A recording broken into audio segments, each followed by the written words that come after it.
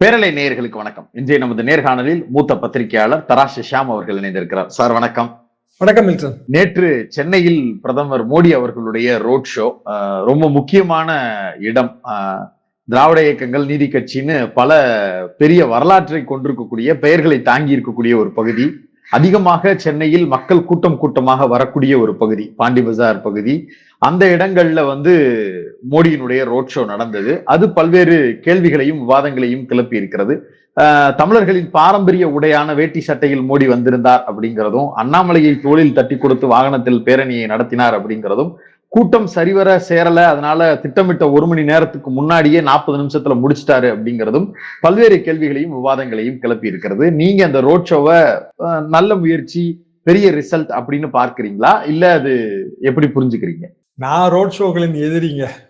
என்ன காரணம்னா இதுல மக்களுக்கு இடைஞ்சல் தான் அப்படிங்கிறது என்னோட கருத்து. எப்போதுமே யாரா இருந்தாலும் எந்த ஒரு ரோட் ஷோவும் தலைவரை பாக்குறதுக்குன்னு ஜனங்கள்லாம் ஒன்றும் திரளா வர்றதெல்லாம் கிடையாது. நம்ம கூட்டிட்டு வந்தா தான் உண்டு.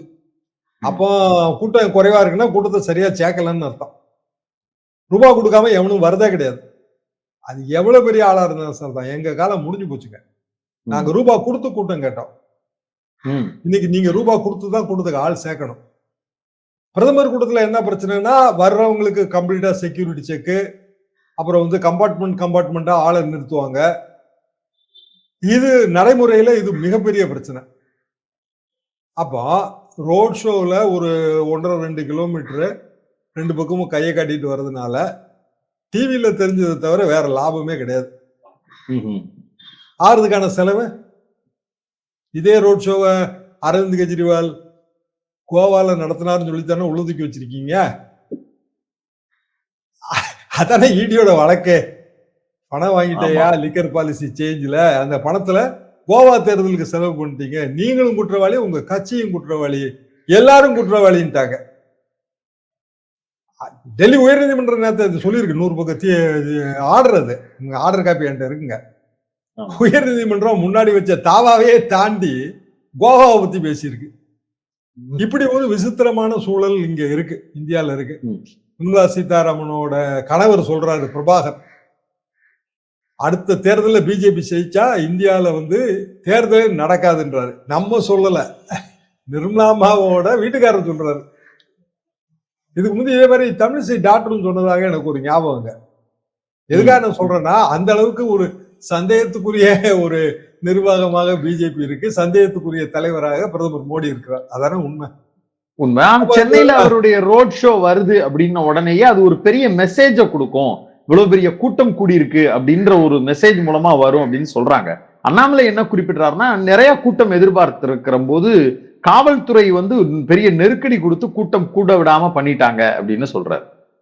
இது அறுக்க மாட்டாதவன் இடுப்புல 1008 கருக்கறிவாள் கதை. சரி, நீங்க தான் உண்மையிலேயே கூட்டத்தை கூட்டணும். ஒண்ணு. 2வது, காவல்துறை ஃபுல் செக்அப் பண்ணி தானே அனுப்ப முடியும். அவ்வளவு பெரிய ஹை செக்யூரிட்டி ரிஸ்க் உள்ள விவிஐபியோட ரோட் ஷோக்கும் போது யாரு கவனம் செலுத்தணும்? நீங்க தான் கவனம் செலுத்தணும். கர்நாடகால ரோட் ஷோ நடத்தி என்ன கண்டீங்க? இதே ரோட் ஷோ தான். பூவெல்லாம் இன்ஸ்பெக்ட் பண்ற மாதிரி எல்லாமே வீடியோக்கள் வந்துச்சுங்க. பெரிய பெரிய விஐபிஸ் மோடி பேர்ல தூவுற பூக்களை, அந்த பூ குவியல்களை எல்லாம் அவங்க சோதனை போடுற மாதிரி எல்லாம் வீடியோ வந்துச்சு. ரிசல்ட் வரது இல்லைங்க. உண்மையிலேயே இடைஞ்சல். இப்போ பாண்டி பஜார் ரூட் நீங்க சொன்ன மாதிரி நீதி கட்சி தலைவர் பேரால இருக்கிறது பாண்டி பஜார் ரூட். அந்த பாண்டி பஜார் ரூட்ல நேற்றுக்கு ஒரு ஹாலிடே ஷாப்பிங் ரோடு வர வேண்டியது. அந்த ஒரு நாள் வியாபாரம் எல்லாருக்கும் போயிருக்கு. 1.5 நாள் வியாபாரம் போயிருச்சுன்னு சொல்றாங்க. ஏன்னா முந்தின நாளே செக்யூரிட்டி செக் ஆரம்பிச்சிட்டாங்க. ஆமா ஆமா, பெரிய ஷாப்பிங் ஏரியா அது. Heart of the Madras city shopping area. எல்லாம் லீவ் நாள்ல தான் ஜாமான் வாங்க கடகண்ணிக்கு வருவாங்க. அதை பூரா கெடுத்தாச்சு. அப்புறம் என்ன ரோட் ஷோ நடத்தி என்ன புண்ணியம்? சரி, ரோட் ஷோ ஒரு கூட்டத்துல முடிஞ்சா கூடங்க, எண்ட் ஆஃப் இட் ஒரு கூட்டம் இருந்தா கூட அது வேற மாதிரி. அப்போ heart of the town south மெட்ராஸுக்கு அது ஒரு முக்கியமான பகுதி. சவுத் மெட்ராஸ் தொகுதிக்கு அதுல 2 கிலோமீட்டர் போறதுனால இது சென்னையோட 3 தொகுதியிலையும் பிஜேபி ஜெயிச்சிரும்னு அண்ணாமலை சொல்றாரு. என்டிஏ கூட்டணி ஜெயிச்சிரும்னு. அது எப்படி ஜெயிக்கும்? நம்பிக்கைதான். நம்பிக்கை எப்படி? தென் சென்னையோட முக்கிய பகுதி மயிலாப்பூர்ல என்ன நடந்துட்டு இருக்கு? அண்ணாமலைக்கு தெரியுமா தெரியாதா? மயிலாப்பூர் சாஸ்வத நிதி என்னென்ன பிரச்சனைகள் இருக்கு? சேர்மன் தேவநாதன் சிவகங்கை கேண்டிடேட் உங்க கேண்டிடேட் தானே. இந்நேரம் இடி பாஞ்சு பிராண்டி மோடி ரோட் ஷோவுக்கு நீங்க ஒரு 50 கோடி செலவு பண்ணிட்டீங்க, உங்களை தூக்கி உள்ள வைக்க போறோம்னு சொல்லியிருக்க வேண்டாமா அரவிந்த் கெஜ்ரிவால் மாதிரி? 500 கோடிக்கு மேல இல்ல சார்? 500 சுச்சம். அது அநியாயம் என்ன அப்படின்னாங்க, எனக்கு அது நிறுவனம் நல்லா தெரியும். அது கிட்டத்தட்ட ஒரு 250 இயர்ஸ் ஓல்டு. அது போக நம்ம என்னோட நண்பர்கள் பலரும் மயிலாப்பூர்காரங்க, என்கிட்ட வேலை பார்த்தவங்க மயிலாப்பூர்ல செட்டில் ஆனவங்க எல்லாமே அந்த ஓய்வூதியம் இதெல்லாம் தான் அதுல போட்டு வச்சிருக்காங்க. அது எல்லாமே ஒரு 10 வருஷம் 20 வருஷம் டெபாசிட்ஸ் இருக்கு. மெச்சூரன் டெபாசிட் எதுவுமே திருப்பி கொடுக்கல. இன்ட்ரெஸ்ட் பேமெண்ட், செக் ரிட்டர்ன் வந்துங்க இது மாதிரி பிஎம்எல்ஏ மாதிரி, அதாவது நிரூபிக்கப்படுவரை அனைவரும் நிரபராதிகள் செக் ரிட்டர்ன் ஆக்ட்லயும் கிடையாது, பிஎம்எல்ஏலயும் கிடையாது. அது காமன். எப்போ நீங்க அக்யூஸ்டோ நீங்க நிரபராதி தான், ப்ராசிக்யூஷன் தான் நிரூபிக்கணும். செக் ரிட்டர்ன் ஆக்ட்ல அது கிடையாது. ஏன்னா பிரிசம்ப்ஷன் ஆஃப் இன்னசென்ஸ் அடிபடுது. செக்ல கையெழுத்து போட்டிருக்கீங்கல்ல, ஆமா, அதனால நீங்க தான் வந்து அதை நிரூபிக்கணும். இப்படி 2 ஆக்டுக்கும் பொருத்தம் இருக்கு. அப்போ அது தேவநாதன் கையெழுத்து போட்ட செக்கு இல்லைன்னா அவங்க கம்பெனியில கையெழுத்து போட்ட செக்கு எப்படி ஆம் ஆத்மி பார்ட்டி அரவிந்த் கெஜ்ரிவால் குற்றம் செஞ்சா பொறுப்போ, அதே மாதிரி மயிலாப்பூர் ஃபண்டில் இருந்து செக்கு யாரு கையெழுத்து போட்டிருந்தாலும் தேவநாதன் பொறுப்பு இல்லையா? கரெக்ட். அப்போ அதெல்லாம் ஒண்ணுமே சொல்ல மாட்டேன்றாங்க. என்னதானோ கேஸ் வாங்குற ஆபீஸ்ல இவ்ளோ கூட்டமா இருக்கு?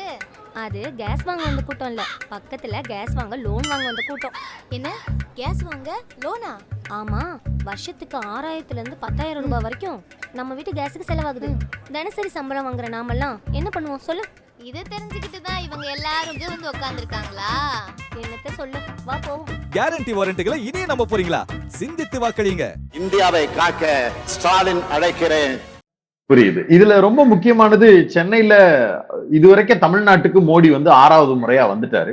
அதுவும் குறிப்பா இந்த முறை வந்திருக்கிறது அப்படிங்கிறது ரொம்ப கான்சியஸா பாக்குறது வேலூர், கோயம்புத்தூர் பகுதிக்கு அவருடைய பிரச்சாரம். அதன்படி இன்னைக்கு வேலூர்ல காலையில நம்ம பேசிக்கிட்டு இருக்க இந்த நேரத்துல மோடி தன்னுடைய உரையை தொடங்குறாரு. அங்க மேடையில பல்வேறு விஷயங்கள் பேசு பொருளாக மாறி இருக்கிறது மோடியினுடைய வருகையை ஒட்டி. அதுல குறிப்பா மேடையில வரவேற்று பேசக்கூடிய நபர் பயன்படுத்திய வார்த்தை ரொம்ப பெரிய அதிர்ச்சிக்குள்ளாக இருக்கிறது. அவர் என்ன சொல்றாரு, காஷ்மீர் இன்னைக்கு இவ்வளவு அமைதியாகவும் அனைவருக்குமானதாகவும் மாறி இருக்கு அப்படின்னா அதுக்கு காரணம் நம்முடைய பாரத பிரதமர் மோடி அவர்கள் தான் அப்படிங்கிறத வேலூர்ல நின்று சொல்றாரு. அப்படிங்கிறது பெரிய அதிர்ச்சியாகவும் இருந்தது எனக்கு. உண்மையிலேயே வேலூர் நிலவரம் எப்படி, மோடியினுடைய இந்த வருகை, இந்த வார்த்தை எந்த அளவிற்கு பெரிய தாக்கத்தை ஏற்படுது? நேற்றுக்கு பாண்டி பசார் நீதி கட்சி தலைவர்களில் ஒருவர் பெயரால் அமைஞ்சது. வேலூர்ல ஏசி சண்முகம், அவர் கட்சி பேர் என்னங்க, நியூ ஜஸ்டிஸ் பார்ட்டி. தெரியுமானே தெரியல. அவர் வந்து திராவிட இயக்க வரலாறுகளை தான் திருப்பி திருப்பி நினைவு கொடுத்துக்கிட்டே போறாரு. அப்ப புதிய நீதி கட்சியின் வேட்பாளர் தாமரை சின்னத்துல நிக்கிறாரு. அதுவே ஒரு பெரிய ஒரு முரண்பாடு. அது சரி நிக்கட்டும். அப்ப காஷ்மீர்ல அமைதி திரும்புதுங்கிறத வேலூர்ல சொல்லி என்ன பயன்னு எனக்கு தெரியல. இன்னைக்கு நாளைக்கும் வந்து இன்னைக்கு ஆக்சுவலா பிராக்டிகலா இன்னைக்கு ரம்ஜான், அது பெற எதுவும் தெரியலன்னு சொல்லி அது நாளைக்கு இல்லைன்னா இன்னைக்கு நைட்டுன்னு அப்படி போகும்னு நான் நினைக்கிறேன். ஆனா வாட் எவர் இட் இஸ், இன்னையில இருந்து நாளை வரைக்கும் ரம்ஜான் கொண்டாட்டம் இருக்கு. ஆக மொத்தத்துல அந்த டைமிங்கே சரியில்லைங்க. வேலூர்ல வந்து இந்த நேரத்துல போடுறது டைமிங்கே சரியில்லை. தமிழ்நாட்டுல வந்து அதிகமான இஸ்லாமிய வாக்கு வங்கி கொண்ட 2-3 தொகுதிகள்ல வேலூர் முக்கியமான தொகுதி. அங்க போய் காஷ்மீரை பத்தி பேசுறதெல்லாம் ஒரு அர்த்தமற்ற விஷயங்கள். மட்டும் இல்லாம பிரதமர் பேசுறதுனால வேலூர்ல ஓட்டு வங்கி மாறிடும் அப்படியெல்லாம் நான் நினைக்கலைங்க. கதிரானந்த பேர்ல அதிருப்தி இருக்குங்கிறதுலாம் உண்மைதான். அந்த அதிருப்தி வந்து வெற்றியா பிரதிபலிக்கணும் அப்படின்னா ஏசி சண்முகத்தோட ஒரே ஒரு பாயிண்ட் என்னன்னா, அவரு பல முறை பல தேர்தல்கள்ல நின்று வெற்றி வாய்ப்பை இழந்திருக்கிறார். ஒரு அனுதாபம் இருக்கு, உள்ளூர்காரரு, அவருக்கான ஒரு சமுதாய ஓட்டு வங்கி இருக்கு. இதெல்லாம் தான் அவரோட பிளஸ் பாயிண்ட். சிக்கல் என்னன்னா, அவரு போன தடவை கதிரானந்த் வெறும் 8,000-9,000 வாக்கு வித்தியாசத்துல தோக்கும் போது அது அதிமுக ஆட்சி நடந்துட்டு இருந்தது. இடைத்தேர்தல் ஃபுல்லா வந்து கவர்மெண்ட் மிஷினரி கான்சன்ட்ரேட் பண்ணிச்சு. அதிமுக வேட்பாளராக அறியப்பட்டார். அது போக முக்கியமான விஷயம் என்னன்னா, பிஜேபியே பிரச்சாரத்துக்கு வரக்கூடாதுன்னு அதிமுக தடுத்துருச்சு. ஒருத்தர் கூட போல, கூப்பிடல. ஆமா, முஸ்லிம் ஏரியா அதிகம், நீங்க வந்தீங்கன்னா ரிவர்ஸ் ஆகி போயிரும்னு சொல்லி வேணான்னு சொன்னதா நம்ம. இதுதான் 2019 வேலூர் இடைத்தேர்தலோட நிலவரம்.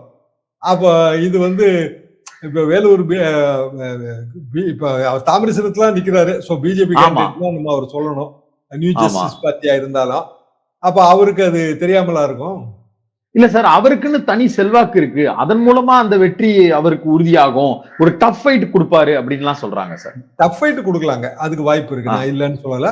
அவர் சார்ந்த ஓகே. சமுதாய ஓட்டு வங்கி இருக்கு. அது பிளவுபடாம கூட அவர் பக்கம் இருக்கும். அப்படி பார்த்தா துரைமுருகன் பையனுக்கும் அதே சமூகம், கதிரானந்த் அவர்களுக்கும் அதே சமூகம் தான். அதிமுக சார்பாக போட்டியிடக்கூடிய மருத்துவர் புகழேந்தி அவர்களுக்கும் அதே சமூக பேக்கப் இருக்குல்ல சார்? அந்த ஓட்டு வங்கி பிளவுபடுது இல்லையா? ஆஹா. ஓகே. கதிரானந்த் ஓட்டு வங்கிங்கிறது அது வேற சமூகம் இல்லையா? ஏசி சமூகம் ஆமா. கிடையாது. ஏசி சமூகம் அவருடைய ஏசி சமூகம் கிடையாது. சமூகம் கிடையாது இல்லையா? அதாவதுங்க அங்க வந்து இந்த தெலுங்கு பேசுற நாயுடு கிராமங்கள் இருக்கு. ஒரு 50, 60 ம். நாயுடு கிராமம் இருக்கு. அங்க வந்து பிஜேபி இன்ரோட்ஸ் பண்ணிருக்கு. உள்ள ஊடுருவி இருக்கு. அது கடந்த 1 வருஷம் 1.5 வருஷமாவே ஏசிஎஸ்க்குன்னு அவங்க வந்து முதலே அந்த தொகுதியை அவர் தான் நிக்க முடியுங்கிற மாதிரி ஆயிடுச்சு. சோ அவர் ஒரு 6 மாசம் 8 மாசமாவே வேலை பார்த்துட்டு இருக்காரு. அங்க சின்ன சின்ன கிராமங்கள்ல எல்லாம் வேலை பார்த்துட்டு இருக்காரு. அது வச்சு அவங்க வந்து அவர் டஃப் ஃபைட் கொடுப்பாரு, ஜெயிப்பாரு அப்படிங்கிற ஒரு கால்குலேஷன் போட்டிருக்கிறாங்க. ஓகே. ஆனா பிராக்டிகலா நான் வந்து ஜெனரலா இதை அசஸ் பண்ணும்போதுங்க, ம்.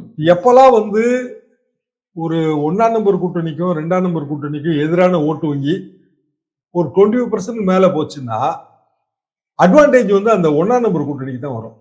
ம். அதாவது எது ஃபர்ஸ்ட்ல இருக்கோ அதுக்கு. என்ன காரணம்னா, ஒரு 1 லட்சம் ஓட்டு ஒரு தொகுதியில் இருக்குன்னா 25,000 ஓட்டை வந்து அது ஒரு அதனால எந்த வெற்றிக்கு சம்பந்தம் இல்லாத ஓட்டா பிரிஞ்சிருது. அது ம்ஹும். பிஜேபி நாம் தமிழர் சேர்ந்த ஓட்டாவும் இருக்கலாம், இல்ல பிஜேபி இன்னொரு கட்சி சேர்ந்த ஓட்டாவும் இருக்கலாம். அது அப்படி பிரிஞ்சா மும்முனை போட்டி வரும்போது முதல் 2 அணி இருக்கு பாத்தீங்களா, அதுக்கு தான் வந்து வெற்றி வாய்ப்பு போய் சேரும். ஓகே. இப்போ முதல் அணி இன்னைக்கு திமுக கூட்டணிக்கும் போது அவங்களுக்கான அந்த அரித்மெட்டிக்கல் அலையன்ஸ் அது வந்து அந்த பலம் ஜாஸ்தி. அது எல்லாருக்குமே தெரிஞ்ச விஷயம் தான். அது என்ன பலம் சார்? எல்லா கட்சியும் இருக்கு இல்லையா அதுல. அது போக அவங்க இந்த மைனாரிட்டி ஓட்டு வங்கி சாலிடா அவங்க பின்னாடி இருக்கு. ஓ, ஓகே. இல்ல, போன தடவை வந்து ஆமா சார், போன தடவை ஆர்டிகல் 370 அந்த சிக்கல் இருந்தப்பயே கொஞ்சம் நெருக்கடி இருந்தது. வேலூர் தொகுதியில வெற்றி வாய்ப்புகள்ல ஒரு நெருக்கடி இருந்தது அப்படின்னு சொல்றாங்க. இந்த முறை முஸ்லிம்ஸ் ஓட்டு அப்படியே டிரான்ஸ்பர் ஆகுறதுக்கு ஒரு பெரிய புஷ் இருக்கா அப்படிங்கிற கேள்வியை முன்வைக்கிறாங்க. அதான் போன தடவை வந்து அதிமுக ஆட்சியில இருந்தது 2019 இடைத்தேர்தல்ல. ஓகே.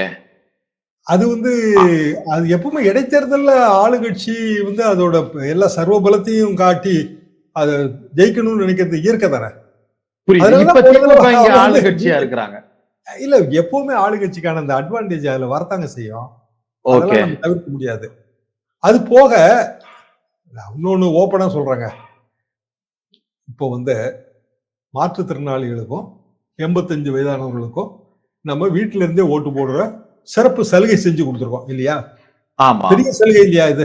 ரொம்ப பெரிய ஆமா. சலுகை. வீட்டுக்கே வந்து அதுக்கு ஒரு ஃபார்ம் இருக்கும், அதை ஃபில்அப் பண்ணி கொடுத்தோம்னா வீட்டுக்கே வந்து பொட்டியோட வந்து அதிகாரிகள், இன்னும் சொல்ல போனால் காவல் படையோட வந்து அந்த ஓட்டை பதிவு பண்ணிட்டு போறாங்க.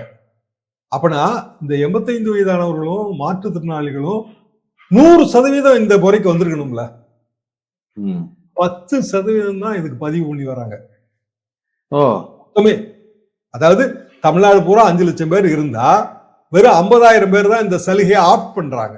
ஏன் நேர்ல வந்து போட போறாங்களா? ஏன் நேர்ல வந்து போடணும் கஷ்டப்பட்டு இந்த வெயில்ல? ஏன்னா இப்பவுமே ஓட்டு போட்டா ரூபா கொடுக்க மாட்டாங்க. அது ஓப்பனா சொல்றாங்க. தேர்தல் பணியில இருக்கிற என்னோட நண்பர்கள்ட்ட விசாரிக்கும் போது, சார் அவங்க பதிவே பண்ண மாட்டேன்றாங்க சார். நாங்க பதிவு பண்ணுன்னு கேன்வாஸ் பண்ண வேண்டியது இருக்கு.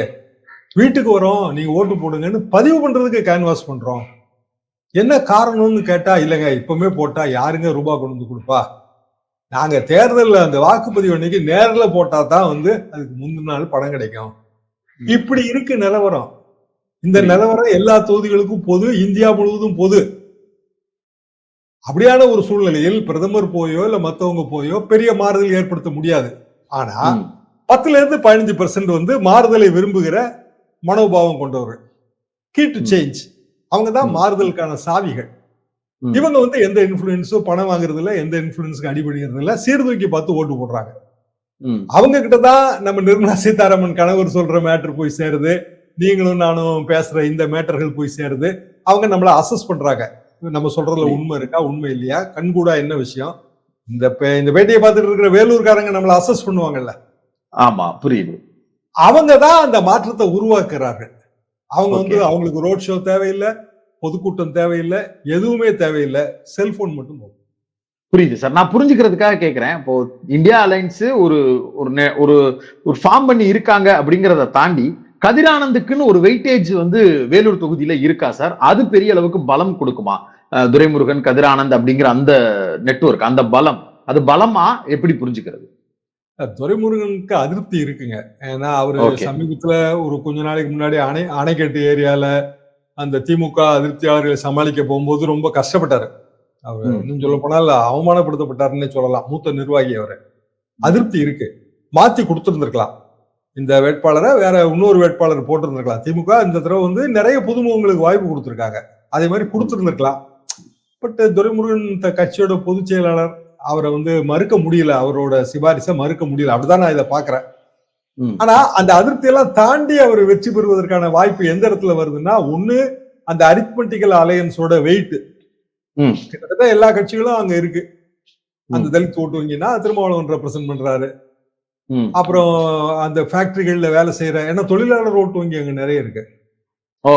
எல்லா ஃபேக்டரிகளையும் வேலை செய்யறவங்க இருக்காங்களா, ஆம்பூர் இந்த ஏரியாக்கள் எல்லாம் பல்வேறு யூனியன்கள் அவங்க இருக்காங்க. அந்த ஓட்டு வங்கி இருக்கு. அது போக இஸ்லாமிய ஓட்டு வங்கி முழுமையா இருக்கு. ம். ஏன்னா இப்போ 370 சீட்டு பிஜேபி ஜெயிக்கும்னு ஏன் தெரியுமா பிரதமர் சொல்றாரு? அது 370 ரத்துங்கிற அந்த சிம்பாலிக்ல 370 எப்படி நம்பர் வரும்? அப்ப ரிமைண்ட் பண்றாரு. 300 to 350 அப்படிதானே யாருமே சொல்லுவாங்க. ஆமா. திமுக எவ்வளவு சீட் ஜெயிக்கணும்னு கேட்டா 40க்கு 40ன்னு திமுக தானே சொல்லும். ம். அதிமுக 40க்கு 40 அதிமுக தானே சொல்லும். பட் ம். நியூட்ரலா இருக்கிறவங்க வந்து இந்த பக்கமும் அந்த பக்கமும் சேர்த்து தானே சொல்லுவாங்க. 30ல இருந்து ம். 35ங்க, 28ல இருந்து 37 இப்படித்தானே ஒரு நம்பர் சொல்ல முடியும். ம். 370ங்கிற நம்பர் எப்படி பிரதமரோட சிந்தனையில உருவாகுதுன்னா, அவர் ரிமைண்ட் பண்றாரு. 370 ரத்து பண்ணது நாங்க தான், காஷ்மீர்ல ம். அமைதி திரும்பி இருக்கிறது நாங்க தான் அப்படின்னு வேலூர்ல வந்து நீங்க ரிமைண்ட் பண்ணும்போது அது எதிராக தான் இருக்கும். அப்ப அதிமுக அந்த இடத்துல ஃபீல்டுலயே இல்ல அப்படின்ற மாதிரி ஒரு சென்ஸ் வருது சார். அதை எப்படி புரிஞ்சுக்கிறது சார்? அதிமுகவுக்கான வாய்ப்புங்கிறதுங்க கொங்கு மண்டலம் இங்கதான் அந்த ஒரு வெற்றி கொட்டை தொழுவதற்கான வாய்ப்பு இருக்கு. அது உதாரணமா ஈரோடு, பொள்ளாச்சி இந்த பகுதி, அந்த பகுதிகளில் இருக்கு. பட் இன்ஃபேக்ட் கோயம்புத்தூரோ சேலத்துக்கோ அந்த வாய்ப்பு இல்லை. வேலூர்லயும் அந்த வாய்ப்பு இல்லை. அது போக நான் ஏற்கனவே சொன்னபடி பிற கட்சிகள், அதாவது திமுக அதிமுக அல்லாத பிற கட்சிகள் ம். குறைந்தபட்சம் 20%, அதிகபட்சம் 25% ஓட்டு வாங்கினா அதிமுகவுக்கான வெற்றி வாய்ப்பு இன்னும் குறையும். ம். ஏன்னா அந்த முதல் அணி அதுக்கு அரித்மெட்டிக்கல் இது இருக்கும், அந்த எண்ணிக்கை பலம் இருக்கும். அது போக வந்து அவர்களுக்கான அந்த சிறுபான்மை ஓட்டு வங்கி பலம் இருக்கும். இந்த ரெண்டும் வந்து அவங்களுக்கு கூடுதல் ஃபேக்டர். ஓகே. அப்படித்தான் வந்து இது வந்து 39 கிடைக்குங்கிற அந்த பிம்பம் ஏற்படுறது காரணம் இதுதான். போன தடவை அந்த பிம்பம் இருந்துச்சுங்க. ஒற்றை தொகுதியா வந்து தேனி மட்டும் மாறுச்சு. இந்த தடவை தேனியில வேலையெல்லாம் பயங்கரமா பாக்குறாங்க.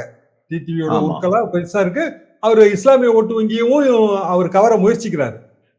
அவருக்கும் தெரியும் இந்த பாயிண்ட், அதாவது இஸ்லாமிய ஓட்டு வங்கி நமக்கு எதிரா இருக்கு அப்படிங்கிற பாயிண்ட் தெரியும், கவர முயற்சிக்கிறாரு. அது சித்தித்தால், அது வெற்றி அடைந்தால் தான் அந்த நிலவரம் மாறும். மற்றபடி அந்த அரித்மெட்டிக்கல் அலையன்ஸ்ங்கிறது எப்போதுமே அது பலம் வாய்ந்ததுங்கிறது தான் என்னோட இவ்வளவு ஆண்டு கால பார்வையா அதுதான். அது அதிமுகவுக்கும் 2014 அது கை கொடுத்துச்சுங்கிறத நம்ம மறந்துடக்கூடாது. ரைட். வேலூர் தொகுதியை பொறுத்தவரையில நீங்க சொல்றதை நான் இப்படி புரிஞ்சுக்கிறேன். ஒரு டஃப் ஃபைட் இருக்கும். ஆனா வெற்றி வாய்ப்பு அப்படிங்கிறது கதிரானந்துக்கு தான் இருக்கும் அப்படின்னு நீங்க சொல்றதா நான் புரிஞ்சுக்கிறேன். கிட்டத்தட்ட அப்படிதாங்க. நீங்க குறிப்பிடும் போது ஒரு இடத்துல சொல்லியிருந்தீங்க, ஏசி சண்முகம்க்கு ஒரு டஃப் ஃபைட் கொடுப்பாரு அப்படிங்கறத சொல்லியிருந்தீங்க. இப்ப கடந்த முறை தேர்தல்கள்ல அவர் டஃப் ஃபைட் கொடுக்கும் போதெல்லாம் கூட்டணியில இருந்தாரு அப்படிங்கிறது ஒரு முக்கியமான விஷயமா பார்க்கப்படுகிறது. போன முறை அவரு அவ்வளவு டஃப் ஃபைட் கொடுக்கறதுக்கு காரணமும் கூட அதிமுக கூட்டணி, அதுவே ஒரு 2 லட்சத்துல இருந்து 3 லட்சம் ஓட்டு இருக்கு அப்படின்னு சொல்றாங்க. இந்த முறை அது பெரிய அளவிற்கு ஏசி சண்முகத்துக்கு ஒர்க் அவுட் ஆகாது, கதிரானந்துக்கு தான் மைலேஜை கொடுக்கும் அப்படின்னு சொல்ற பார்வையை எப்படி புரிஞ்சுக்கிறீங்க? அதாவதுங்க ஒவ்வொரு தேர்தலும் வெவ்வேறுங்க. அதை நம்ம முதல்ல புரிஞ்சுக்கிடணும். இவங்களுக்கு ஓட்டு வங்கி இருக்குன்னு சொல்ற கூற்றையே நான் மறுக்கிறேன். அப்படின்னா ஏன் வந்து கட்சிகள்லாம் தோக்குது, கட்சிகள்லாம் ஜெயிக்குது? ம். ஏன் ஜெயலலிதா தோத்தாங்க பர்கூர்ல? ஓட்டு வங்கி இல்லாமலா இருந்திருக்கும். ம். ஏன்னா ஒவ்வொரு தேர்தலையும் வாக்காளர்கள் வெவ்வேறு மாதிரி பாக்குறாங்க, அணுகுறாங்க. ஒவ்வொரு தேர்தலையும் களம் மாறுது. ஒவ்வொரு தேர்தலையும் அந்த பிரச்சாரத்துக்கான சாதனம் மாறுது. இந்த தேர்தலோட பிரச்சார சாதனம் செல்போன். அதை நீங்க மறந்துட வேண்டாம். நீங்க வட இந்தியாவில் இருக்கிற யூடியூப் சேனல்களும் ஹிந்தி யூடியூப் சேனல்களையும் கொஞ்சம் பாருங்க. எந்த அளவுக்கு அது பிஜேபிக்கு எதிராக இருக்குன்னு நீங்க புரிஞ்சுக்கலாம். அதுதான் கள நிலவரம்னே நான் நினைக்கிறேன். சரி, நீங்க உண்மையிலேயே களத்தை பிரதிபலிச்சாதான் நீங்களா இருக்க முடியும். வெறுமனே நீங்க ஒரு மிஸ்லீடிங் ப்ராபகண்டா மூலமாக, திசை திருப்புகிற பிரச்சாரம் மூலமாக களத்தை வெல்ல முடியாது. என்ன காரணம்னா அவனுக்கு தெரியும். அப்ப ஆட்டோமேட்டிக்கா என்ன ஆகும்னா உங்களை புறக்கணிச்சிருவான். இவ்வளவு யூடியூப் சேனல் இருக்கீங்கல்ல, ஏன் ப்ரோ பிஜேபியான யூடியூப் சேனல்கள் அவங்க தனியா தெரியுறாங்க, நல்லாவே நமக்கு தெரியுத. ஆமா. அதே நேரத்துல வலதுசாரி சிந்தனை இல்லாத யூடியூப் சேனல்கள் அவங்க தனியா தெரியுறாங்க இல்லையா? ஆமா. ஏன்னா நம்மளோட ஆடியன்ஸே மாறுபடுறாங்க, டார்கெட்டட் ஆடியன்ஸ். அப்ப மோடிக்கு ஒரு டார்கெட்டட் ஆடியன்ஸ் இருப்பாங்க, ஸ்டாலினுக்கு ஒரு டார்கெட்டட் ஆடியன்ஸ் இருப்பாங்க, துரைமுருகனுக்கும் இருப்பாங்க, கதிரானந்துக்கும் இருப்பாங்க. அப்போ கதிரானந்தோட டார்கெட்டட் ஆடியன்ஸ் வாக்காளர்கள் துரைமுருகனோட வாக்காளர்கள் தானே. ஆமா. அப்ப அதிமுக ஓட்டு வங்கிங்கிறது இந்த இடத்துல 2019 அதிமுக ஓட்டு வங்கியா நம்ம எடுத்துக்க முடியுமா? முடியாதுல்ல. பிஜேபியோட இருக்குன்றீங்களா? அப்போ அவங்க பிஜேபி கூட்டணியில இருந்தாங்கல்ல. ஆமா. அப்ப இப்ப பிஜேபி கூட்டணி இல்லாம இருந்தா இந்த நம்பர் வருமா வராதாங்கிறத நின்னு பார்த்தாதான் தெரியுங்கிறீங்க. இல்ல, வராதுன்னு தான் நான் நினைக்கிறேங்க. என்ன காரணம் அப்படின்னா, அதிமுகவுக்கான அந்த இயல்பான ஓட்டு வங்கி இருக்கிற பகுதிகள் அது வேறங்க, அதை நான் கணக்குல எடுக்கல. வேலூருங்கிறது அப்படியான ஒரு பகுதின்னு நம்ம சொல்ல முடியாது. கடந்த சில தேர்தல்களாக நான் எம்ஜிஆர் காலம் ஜெயலலிதா காலத்தை பத்தியே பேசல. ஏன்னா அது எல்லாமே பைகான் எராஸ், அதாவது அதெல்லாம் சரித்திரத்துல ஒரு பகுதியில போயிடுச்சு. இப்போ நடக்கிற அதிமுக, இப்போ இருக்கிற அதிமுக என்னவோ அதுக்கு தான் நம்ம பேச முடியும். இப்ப இருக்கிற அதிமுக திரு எடப்பாடி பழனிசாமி அவர்கள் தலைமையிலான அதிமுக தான். அதோட ஸ்ட்ரென்த் வீக்னஸ் எல்லாமே அதுதான். ஒரே ஒரு ஸ்ட்ரென்த் அவங்களுக்கு என்ன இருக்குன்னா ரெட்டையில. ஆமா. கிராமங்கள்ல அதுக்கு இருக்கிற ஒரு மாஸ். அப்போ அது எனிவேர் பிட்வீன் 15% to 20% இருக்கும். சில குறிப்பிட்ட பகுதிகளில் தான் அது கூட வரும். அந்த குறிப்பிட்ட பகுதிங்கிறது கொங்கு மண்டலம் மட்டும்தான். எஸ்டிபிஐ கூட்டணியில இருக்கிறதால ஆம்பூர் வாணியம்பாடி தொகுதியில இருக்கக்கூடிய இஸ்லாமியர்கள்ல கணிசமானவர்கள் எடப்பாடிக்கு ஆதரவா வருவாங்க, ரெட்டலைக்கு ஆதரவா வருவாங்க அப்படின்னு ஒரு தேரி இருக்குல்ல. இல்லைங்க, அப்படின்னா அவங்க தனியா நின்ன எஸ்டிபிஐ தனியா நின்ன பகுதி டைம்ல என்ன ஓட்டு வாங்கினாங்கிற கேள்வி இருக்குல்ல. பொதுவா ஆம்பூர் இந்த வாணியம்பாடி பகுதிகளில் இருக்கிற இஸ்லாமிய நிறுவனங்கள் இல்லைன்னா ஒரு சிறிய தொழிலோ பெரிய தொழிலோ செய்யறவங்க இவங்கெல்லாம் அந்த மெயின்லைன் பார்ட்டியில தான் எப்பவுமே போறாங்க. அது திமுகவோ அதிமுகவோ மெயின்லைன் பார்ட்டியில் தான் போவாங்க. ஒரு புதிய கட்சிகள் இல்ல அமைப்பு இதுகளுக்குள்ள அவங்க பெரிய கவனம் செலுத்துறது இல்லைங்க. அதாவது தேர்தல் நன்கொடை அதெல்லாம் கொடுப்பாங்க. ஆனா வாக்கு வங்கின்னு வரும்போது அது மாறுபடுதுங்க. புரியுது. கதிரானந்த் முன்னாடி இருக்கிற பிரச்சனை உட்கட்சிக்குள்ள அவரு இருக்கிற அதிருப்தியை எப்படி சமாளிக்க போறாருங்கிற ஒண்ணுதான். மற்றபடியே அந்த உதயசூரியன் ஓட்டு வங்கி பிற கட்சிகளோட ஓட்டு வங்கி அது அப்படியே தான் இருக்கும். ஓட்டு வங்கியோட பிரச்சனை என்னன்னா, நம்ம போன தேர்தலில் இவ்வளவு வாங்கணும், இந்த தேர்தலையும் அதுதான் வரும் அப்படின்னு நினைக்க கூடாது. புரியுது, புரிஞ்சுக்கிறது. அந்த ஃபைட்டுங்கிறது போன முறை அவங்க ஆட்சி வேற ஒண்ணா இருந்தது, இப்போ ஒண்ணா இருந்திருக்கு. பட் இப்ப வேற ஒண்ணா இருக்குன்றப்ப அதோட சிம்டம்ஸும் வேறையா தான் இருக்கும், அதோட ரிசல்ட்டும் வேறையா தான் இருக்கும். Right, okay. ஒரு நீண்ட உரையாடல், பல்வேறு விஷயங்களை, அதுவும் குறிப்பா வேலூர் தொகுதி குறித்தான பல்வேறு விஷயங்களை வெளிப்படையாக மக்களுக்கு பகிர்ந்திருக்கிறீங்க. உங்களுடைய நேரத்துக்கும் உங்களுடைய கருத்துக்களுக்கும் மிக்க நன்றி சார்.